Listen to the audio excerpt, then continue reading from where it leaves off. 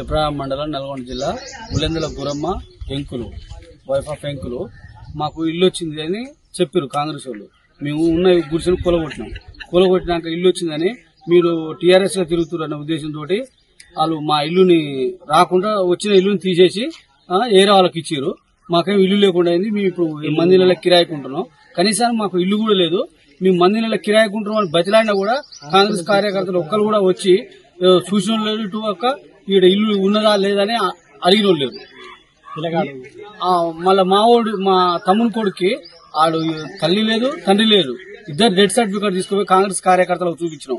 అయినా కూడా వాళ్ళు కనికరం లేకుండా కూలగొట్టిన ఇల్లు కూలగొట్టి కదా కనీసానికి ఇవ్వండి బతుకుదానికన్నా ఉపయోగపడుతుందంటే అట్లా కూడా ఇల్లు తీసేసి వాళ్ళు నచ్చిన వాళ్ళకు ఇచ్చుకుంటారు. మరి ఇప్పుడు ఆమె ఆడుంటుంది ఈ మంది నెల కిరాయికుంటున్నది. ఇప్పుడు ఇల్లు రాలే ఇల్లు వచ్చి ఉన్న గుడిసె కూడా కూలగొట్టి మంది నెల కిరాయికుంటుంది. అది కూడా బతిలాడినాం. పోయి కాళ్ళ మీద పడేటట్టు కూడా మా తమ్ముడు కూడా పోయి కాళ్ళ మీద పడేటట్టు కూడా బతిలాడాడు. అయినా కూడా కాంగ్రెస్ కార్యకర్తలు తీసి పక్కన వేస్తున్నారు.